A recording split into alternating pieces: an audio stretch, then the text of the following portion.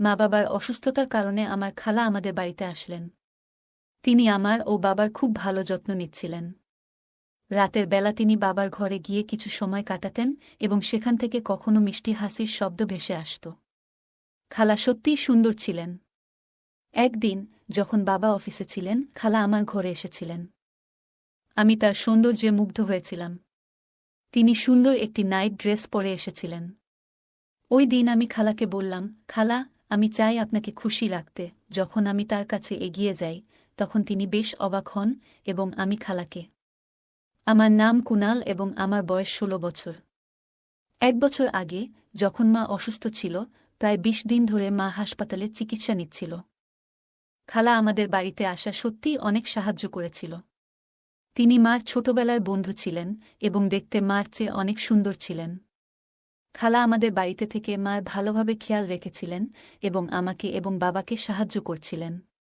একদিন রাতে, যখন আমরা ডিনার শেষ করেছিলাম, বাবা আমাকে নিজের রুমে যাওয়ার নির্দেশ দিলেন। কিন্তু আমি তার কথা শুনলাম না, কারণ আমি বাবার ফোনটা দেখতে চাচ্ছিলাম।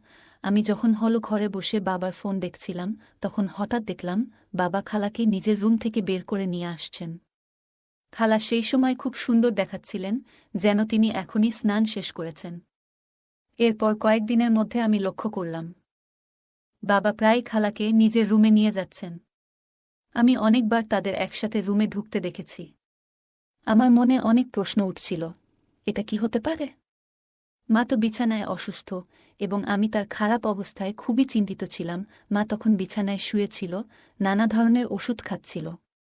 সেই দিন রাতে আমি যখন বাবার রুম থেকে কিছু অদ্ভুত শব্দ শুনলাম, তখন আমি চুপচাপ নিজের রুমে চলে গেলাম। আমার মন খুব অস্থির হয়ে উঠেছিল, কিন্তু আমি কিছুই বুঝতে পারছিলাম না। একদিন রাতে আমি হোল ঘরে বসেছিলাম, কারণ আমি জানতাম যে খালা কিছুক্ষণের মধ্যে বাবার রুম থেকে বের হবেন। আমি তাই অপেক্ষা করছিলাম।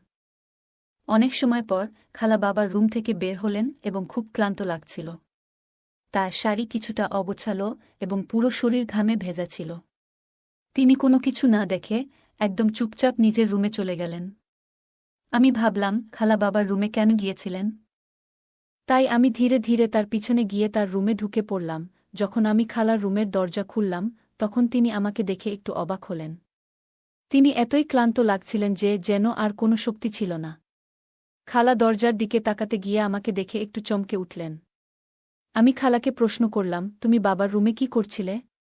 আর সেখান থেকে যে অদ্ভুত শব্দ আসছিল, সেটা কি ছিল? খালা কিছু বলতে যাচ্ছিলেন, ঠিক তখন পেছন থেকে বাবা আসলেন। বাবা আমার কাঁধে হাত রেখে বললেন, কুনাল, রাত প্রায় ১২টা বাজে, তুমি এখনো কেন ঘুমাতে যাওনি? কেন তুমি এত অযথা প্রশ্ন করছ? ডিনার খাওয়ার পর তো আমি তোমাকে রুমে যেতে বলেছিলাম, তুমি তখন কেন হলে বসে আছো? বাবা খালাকে দেখে একটু হাসলেন এবং বললেন, সবকিছু ঠিক আছে, তুমি যাও, আমি কথা বলছি। আমি বাবার উপর রাগ হয়ে নিজের রুমে চলে গিয়েছিলাম। পরের দিন সকালে নাশতা করতে গিয়ে আমি বাবার সাথে কিছুই কথা বললাম না, কারণ তিনি রাতের বেলায় খালার সামনে আমাকে অযথা বকেছিলেন। খালা, যিনি সত্যিই খুব সুন্দর এবং মডেলের মতো, তার সামনে আমাকে রাগ করায় আমার খুব খারাপ লাগছিল। তখন খালা আমার পাশে এসে দাঁড়ালেন এবং আমার মাথায় হাত বুলিয়ে শান্তভাবে বললেন, কুনাল, তুমি তো আমার ছেলে মতো, আমি জানি তোমার মন খারাপ হয়ে গেছে। রাতের বেলায় বাবা তোমাকে রাগ হয়েছিল, তাই তোমার মুড খারাপ হয়েছে। পরে খালা বাবার দিকে তাকিয়ে বললেন, কুনাল এখন বড় হচ্ছে, তার সাথে এমনভাবে কথা বলা উচিত নয়। বাবা তখন একটু নতমুখে খালার দিকে তাকিয়ে বললেন, হ্যাঁ, তুমি ঠিক বলেছ। খালা বাবাকে বলার পর আমি অনুভব করলাম কিছুটা শান্তি, কারণ বাবা নিজেই আমাকে সবার সামনে মাফ চেয়েছিলেন। তারপরে আমি বাবাকে মাফ করে দিয়ে হাসতে হাসতে নাশতা করলাম। বাবা মায়ের জন্য নাশতা প্রস্তুত করে চলে গেলেন অফিসে। পরে যখন বাবা অফিস চলে গিয়েছিলেন, আমি আর খালা একে অপরের সাথে কিছু সময় কাটাতে শুরু করলাম। খালা নিজের রুমে চলে গিয়েছিলেন এবং কিছু সময় পর আমি নাশতা শেষ করে তার রুমে গিয়েছিলাম। যখন আমি খালার রুমের দরজা খুললাম, তখন সে আমাকে দেখে একটু অবাক হয়ে দাঁড়িয়েছিল। সে তার চুল শুকাচ্ছিল এবং তার গাউনটি তার সৌন্দর্য আরও উজ্জ্বল করে তুলেছিল। খালা খুবই রূপবতী ছিলেন, সে আমাকে সজাগভাবে দেখছিল। তারপর বললেন, কুনাল, তুমি বাইরে কেন? আমার রুমে ঢুকতে চাইলে ভেতরে এসো। তোমাকে বাইরে দাঁড়িয়ে থাকতে হবে না। এটা ছিল এক অদ্ভুত মুহূর্ত, কারণ যখন আমি তার রুমে ঢুকলাম, তখন তার সৌন্দর্য আমার চোখে আরও আকর্ষণীয় মনে হচ্ছিল। খালার সামনে দাঁড়িয়ে তার সৌন্দর্য উপভোগ করা আমার জন্য এক ভিন্ন অভিজ্ঞতা ছিল। আমি তার দিকে একদৃষ্টে তাকিয়েছিলাম এবং তার রুমে এক ধরনের মিষ্টি গন্ধ ছড়িয়েছিল। সেই সুগন্ধের মধ্যে একটা অদ্ভুত আকর্ষণ ছিল। খালার রং, তার সৌন্দর্য, সবকিছু যেন আমাকে নিজের দিকে আকর্ষণ করছিল। আমি তখন তাকে গভীরভাবে দেখছিলাম। হঠাৎ খালা আমার নাম ধরে আমাকে ডাকলেন, কুনাল, তুমি কি আসলেই আমার সৌন্দর্য উপভোগ করতে এসেছ? খালা বললেন। তার কথা শুনে আমি বললাম, না খালা, আমার তোমার সৌন্দর্য নিয়ে কোনো প্রশ্ন নেই। আসলে আমার তোমার সাথে কিছু আলোচনা করতে এসেছি। তুমি প্রায়ই অনেক ধরনের কথা বলো, কিন্তু কখনো আমি পুরোপুরি বুঝতে পারি না এর মানে কি। খালা তখন হাসি মুখে বললেন, কুনাল, এভাবে কথা না বলে সরাসরি কি জানতে চাও তা বলো। আমি তখন খালাকে প্রশ্ন করলাম, তুমি কিভাবে জানলে যে আমি বাবার সাথে একটু খারাপ মনোভাব নিয়ে আছি? আমি তোমার সাথে এ ব্যাপারে কথা বলতে চেয়েছিলাম। খালা হেসে কাছে আসলেন, আমার মাথায় হাত বুলিয়ে বললেন, কুনাল, আমি তো তোমাকে জন্ম থেকে জানি। তোমার স্বভাব আমি ভালোভাবে বুঝি। মাঝে মাঝে তুমি ছোট ছোট ব্যাপারে খুব ভাবো, আবার বড় বড় বিষয়গুলো সহজে এড়িয়ে যাও। খালার কথা শুনে আমি অবাক হয়ে গেলাম, কারণ সে আমাকে আরও ভালোভাবে জানত, যা আমি নিজেই জানতাম না। তার কথা সত্যি ছিল, এবং সেই সময় আমার মনে হলো আমি কিছুটা পরিবর্তন করতে চাই। এরপর যখন আমি খালার রুম থেকে বের হতে যাচ্ছিলাম, তখন খালা আমাকে থামিয়ে বললেন, কুনাল, তুমি কি আমার একটু সাহায্য করবে? আমার ডান পায়ে একটি নুপুর বেঁধে পড়াতে হবে, আর তোমার সাহায্য দরকার। আমি হাসতে হাসতে বললাম, অবশ্যই খালা। খালা তার নুপুরটা আমার হাতে দিলেন। যখন আমি তার পায়ে বসে নুপুরটা পরাচ্ছিলাম, তখন আমার চোখ গিয়ে পড়েছিল তার পায়ের উপর, এবং সেই নুপুরটা তার সোনালি ত্বকে খুব সুন্দর লাগছিল।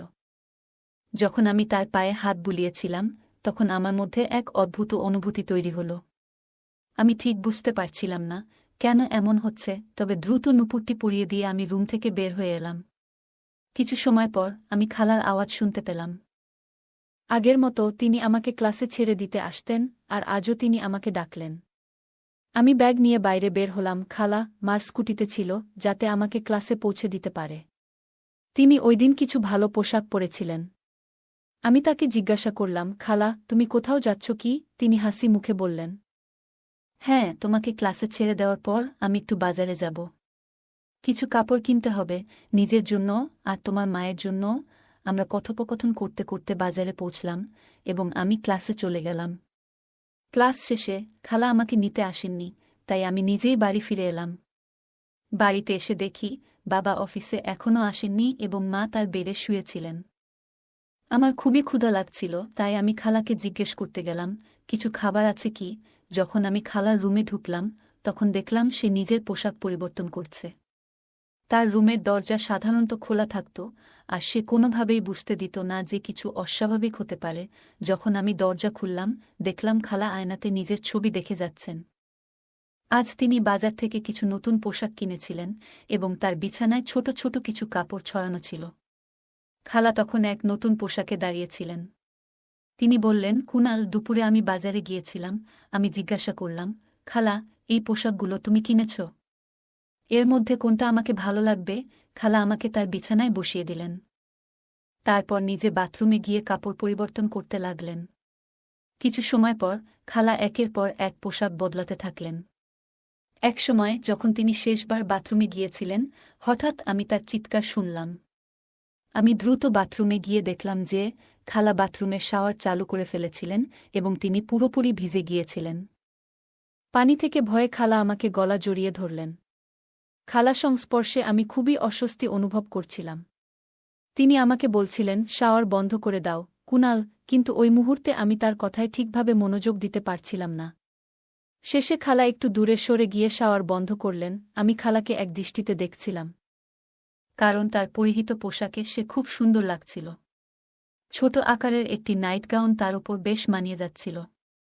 যখন আমি বাথরুম থেকে বের হলাম, তখন বাইরে বাবার আওয়াজ শুনতে পেলাম। তার আওয়াজ শুনে আমি তাড়াতাড়ি খালার রুম থেকে বের হয়ে আসার সিদ্ধান্ত নিলাম। যাবার সময় খালা আমাকে বললেন, কুনাল, আমাকে ভুলে যেও না। তোমার মতামত কি? এই পোশাকের মধ্যে কোনটা আমাকে সবচেয়ে ভালো লাগছে? আমি ফিরে তাকিয়ে বললাম, খালা, তুমি যেটা পরেছ সেই পোশাকে তুমি সবচেয়ে সুন্দর লাগছ।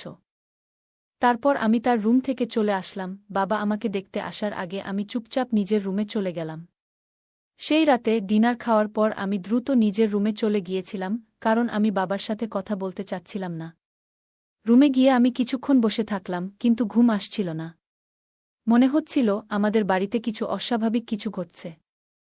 যখন আমি রুম থেকে বের হলাম, তখন দেখলাম মায়ের রুমের দরজা একটু খোলা, কিন্তু বাবা কোথাও ছিল না। আমি চোখে চোখে খালার রুমের দিকে তাকালাম এবং দেখলাম তার রুমের দরজাও খোলা ছিল। আমি ভিতরে গিয়ে দেখলাম খালা এখনও সেই একই নাইট গাউন পরিহিত অবস্থায় দাঁড়িয়েছিল, যেটা সে দুপুরে পরেছিল। আমি কিছুটা অবাক হয়েছিলাম, কারণ আমি বুঝতে পারছিলাম না বাবা এত রাতে খালার রুমে কি করছেন। আমি বাবার হাত খালার কাঁধে দেখতে পেলাম, আর যখন তারা রুম থেকে বের হওয়ার জন্য ঘুরছিলেন, আমি দ্রুত সেখান থেকে সরে যাওয়ার সিদ্ধান্ত নিলাম। বাবা তাড়াতাড়ি রুম থেকে বের হয়ে নিজের রুমে চলে গেলেন। আমি আবার খালার রুমে চোখ বুলালাম। তিনি বিছানায় বসে তার মুখ হাত দিয়ে ঢেকে রেখেছিলেন। তার অবস্থা জানতে আমি রুমে ঢুকলাম এবং দরজা বন্ধ করে দিলাম। খালা আমাকে দেখে বললেন, কুনাল, তুমি এখনো ঘুমাওনি? আমি বললাম, আমার ঘুম পাচ্ছে না, তাই ভাবলাম তোমার সাথে কিছু সময় কাটাই। খালা হাসি মুখে বললেন, আমারও ঘুম আসছে না, বসো, কিছুক্ষণ গল্প করি। খালা আমাকে তার পাশে বসিয়ে দিলেন। তারপর আমি তাকে একটা প্রশ্ন করতে চাইলাম, খালা, বাবা এখানে কি করছিলেন? কিন্তু আমি প্রশ্নটা করতে পারলাম না, কারণ যখনই আমি এমন প্রশ্ন করতাম সবকিছু আরও জটিল হয়ে যেত। আমি ঠিক করলাম আরেকটা প্রশ্ন করব, যেটা হয়তো কিছুটা সাধারণ হবে। খালা, তুমি এত সুন্দর, অথচ এখনো বিয়ে করলে না কেন? খালা হেসে বললেন, কুনাল, আমার বিয়ে না করার কারণ খুবই জটিল, হয়তো তুমি বুঝতে পারবে না। যে মেয়ে নিজের জীবনসঙ্গী চায়, তাকে এমন একজন ছেলের সঙ্গে বিয়ে করা উচিত যে তার জন্য শুভ। আমি প্রায় ভাবতাম, আমার মতো এমন শুভ ছেলে কেন কখনো পেলাম না, আর তাই এখনও আমি একা। একদিন আমি বললাম, খালা, তুমি তো আমার মায়ের খুব কাছের বন্ধু। কখনো কি মনে হয়নি যে তোমারও নিজের একটি পরিবার থাকা উচিত? খালা কিছুক্ষণ চুপ থেকে সোজা মুখে বলল, তোমাদেরই পরিবারই তো আমার পরিবার। হঠাৎ তার মুখে এক ধরনের মন খারাপের ছাপ ফুটে উঠল। আমি বললাম, খালা, মনে হচ্ছে তুমি কিছু গোপন করছ। সে ধীরে ধীরে বলল, আমি তোমাদের পরিবারকেই নিজের পরিবার মনে করি, তবে মাঝে মাঝে একজন জীবনসঙ্গী চাওয়ার অনুভূতি হয়। সে যখন এসব বলছিল তার হাত আমার হাতে ছিল। আমি অনুভব করছিলাম যে তার কথাগুলোর মধ্যে গভীর কিছু ছিল, কিন্তু সে নিজেই তা পুরোপুরি প্রকাশ করতে পারছিল না। খালা সবসময় খুব সুন্দর এবং হাসিখুশি থাকেন, আর সেই কারণে বাবা তাকে খুব গুরুত্ব দেন। একদিন খালা বললেন, তুমি এখন বড় হয়ে গেছ। আমি তখন খালাকে বললাম, খালা, তুমি আমাকে কি বলছ? কেন তুমি আমার বয়স নিয়ে কথা বলছ? খালা হেসে বললেন, তুমি এখনও বুঝবে না, আমাকে সব কিছুই তোমাকে বুঝিয়ে বলতে হবে। তারপর সে উঠে গিয়ে নিজের ঘরে চলে গেল। কিছুক্ষণ পর খালা ফিরে এলো, তার হাতে গরম দুধের গ্লাস ছিল। সে আমার দিকে সেই গ্লাস বাড়িয়ে দিল। খালা বললেন, তুমি সত্যিই বড় হয়ে গেছ, এই ট্যাবলেটটা খেয়ে নেও, তোমার ভালো লাগবে। তারপর সে আমাকে আবেগ দিয়ে জড়িয়ে ধরল। আমি কিছুটা বিভ্রান্ত হয়ে গিয়েছিলাম, ভাবছিলাম কি করা উচিত। সকালে উঠে যখন আমি দেখলাম খালা আমার পাশে শুয়েছিল, তখন সে ছোট পোশাক পরেছিল। বাবা অফিস চলে গিয়েছিলেন। তারপর দুপুরে আমি খালার ঘরে গেলাম।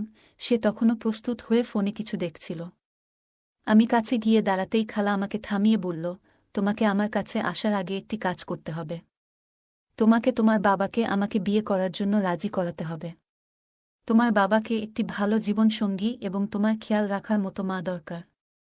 যদি আমি এই ঘরে স্থায়ীভাবে আসি, তবে আমি তোমাকে এবং তোমার পরিবারের জন্য ভালো কিছু করতে পারব। খালা বললেন, আমি তোমার বাবাকে সব সময় সুখী রাখব। এখন তুমি বড় হয়ে গেছ, নিশ্চয়ই বুঝতে পারছ তোমার বাবার একাকিত্ব কেমন। খালা খুবই বুদ্ধিমতী ছিলেন এবং শুধু আমাকে নয়, বরং পাপাকে সুখী রাখতে তিনি ভাবছিলেন। আমি খালাকে বললাম, আমি তোমাকে আমার মায়ের মতো দেখতে চাই না। খালা তখন আমাকে একটাও কথা বলার সুযোগ না দিয়ে বললেন, তুমি যদি তোমার বাবাকে আমাকে বিয়ে করার জন্য না বলো, তাহলে আমি রাতে যা কিছু ঘটেছে তার সব কিছু পাপাকে জানিয়ে দেব। এটা শুনে আমি হেসে উঠলাম। খালা কিছুটা অবাক হয়ে আমার দিকে তাকালেন। আমি বললাম, খালা, তুমি যদি আমার পাপাকে কিছু বলো, তিনি তোমার কথা বিশ্বাস করবেন না। বরং তিনি তোমাকে এই ঘর থেকে বের করে দেবেন। এরপর আমি রাগের মাথায় পাপাকে ফোন করতে যাচ্ছিলাম। ঠিক তখনই পাপা খালার ঘরে চলে আসেন। খালা পাপাকে সব কিছু বলার চেষ্টা করেন, কিন্তু পাপা খালার কথায় বিশ্বাস করলেন না। তিনি বললেন, কুনাল সব কিছু জানে, তুমি এখানে কেন এবং কী জন্য এসেছ সেটা সে জানে। তুমি নিজের স্বার্থে কুনালকেও ব্যবহার করতে চাও। আমি বারবার পাপা ও খালাকে একসাথে দেখছিলাম। একদিন আমি পাপা থেকে জিজ্ঞাসা করলাম, তুমি খালার সঙ্গে ঘরে কি করো? তখন পাপা বললেন, খালাকে রাতের জন্য তার মায়ের পোশাক পরাতে সাহায্য করে। রাতের অদ্ভুত শব্দ ছিল যা আমার মা থেকে আসছিল, কারণ তিনি খুবই কষ্টে ছিলেন। খালা ছিল আমার মায়ের কাছের বন্ধু, কিন্তু খালার পাপার প্রতি এক ধরনের একতরফা ভালোবাসা ছিল, আর সেজন্যই সে আজ পর্যন্ত বিয়ে করেনি। আমার মা এবং খালা খুব ভালো বন্ধু ছিলেন, কিন্তু পাপা কখনোই খালার আসল উদ্দেশ্য মাকে জানাননি। যাতে তাদের বন্ধুত্ব নষ্ট না হয়, খালা কখনোই এই কথা ভাবেনি যে তার বন্ধুর অসুস্থতার সুযোগ নিয়ে সে কিছু নিজের জন্য নিতে পারে। কিন্তু মায়ের অবস্থা দিন দিন খারাপ হতে থাকলে খালা এক চক্রান্ত রচনা করেছিল, যাতে পাপাকে বিয়ে করার জন্য চাপ দিতে পারে। কিন্তু যখন পাপা বিয়েতে রাজি না হলেন, তখন খালা আমাকে ফাঁসাতে শুরু করল। আমি ভয় পাচ্ছিলাম, কারণ রাতে খালা আমার কাছে কিছু অনুচিত কাজ করার চেষ্টা করেছিল। সেই কারণে আমি পাপাকে ফোন করে সব জানিয়ে দিলাম। পাপা আমাকে শান্ত করে বললেন, কুনাল, খালা তোমার সঙ্গে কিছু করেনি। তার ভালোবাসা আমার জন্যই ছিল, আর সেই জন্যই সে তোমাকে ফাঁসানোর চেষ্টা করেছে। কিন্তু আমি তাকে সেটা করতে দিইনি। পাপা খুবই বুদ্ধিমত্তার সঙ্গে আমাদের পরিবারকে রক্ষা করেছিলেন। খালা, যিনি তার বন্ধুর অসুস্থতা নিয়ে পাপার প্রতি ভালোবাসা দেখাচ্ছিল, কিন্তু পাপা কখনোই মায়ের কঠিন সময়ে খালাকে পাশে নেননি। তিনি মায়ের সঙ্গে ছিলেন এবং বন্ধুত্বের আসল মানে দেখিয়েছিলেন, যে বন্ধুত্ব বুড়ো সময়ে একে অপরকে সমর্থন দেয়, নিজের স্বার্থে ব্যবহার না করে। গল্পে খালা এবং মায়ের মধ্যে বন্ধুত্বের প্রসঙ্গ একটি গুরুত্বপূর্ণ শিক্ষা দেয়। খালা মায়ের ঘনিষ্ঠ বন্ধু ছিলেন, কিন্তু সেই বন্ধুত্বের আড়ালে তিনি নিজের স্বার্থসিদ্ধির চেষ্টা করেছেন। এ থেকে আমরা বুঝি যে প্রকৃত বন্ধুত্ব কখনো কারও অসুস্থতা বা দুর্বলতার সুযোগ নেয় না। বন্ধুত্বের ভিত্তি হল বিশ্বাস, সহানুভূতি এবং নির্লোভ সম্পর্ক। যখন আমরা কোনো বন্ধুর দুর্বল অবস্থায় তাকে সাহায্য করি, তখন সেই সম্পর্ক আরও গভীর হয়। কিন্তু খালার আচরণ দেখায় যে কৃত্রিম বন্ধুত্ব কেবল স্বার্থপরতাকেই প্রতিফলিত করে। পিতা তার অসুস্থ স্ত্রীর পাশে ছিলেন এবং পরিবারের বন্ধন রক্ষা করার জন্য যা যা দরকার তা করেছেন। এটি আমাদের শেখায় যে পরিবারকে রক্ষা করতে হলে দায়িত্বশীল হতে হবে। পিতার এই আচরণ পরিবারের প্রতি ভালোবাসা এবং দায়িত্ববোধের একটি দৃষ্টান্ত।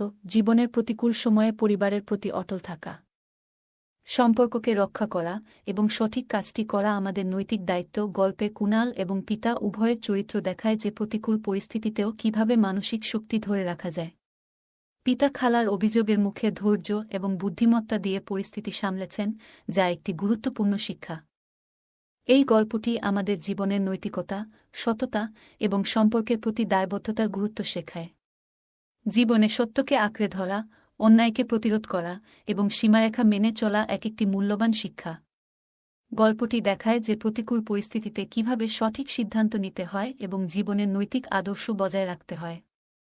বন্ধুরা, যদি এই গল্পটি ভালো লেগে থাকে, তাহলে দয়া করে ভিডিওটি লাইক করুন এবং আমাদের চ্যানেলটি সাবস্ক্রাইব করুন। পাশে থাকা বেল আইকনটি প্রেস করুন, যাতে করে আমরা যখনই নতুন ভিডিও আপলোড করি, তার নোটিফিকেশন সবার আগে আপনার কাছে পৌঁছে যায়। ধন্যবাদ, দেখা হবে আমাদের পরবর্তী ভিডিওতে।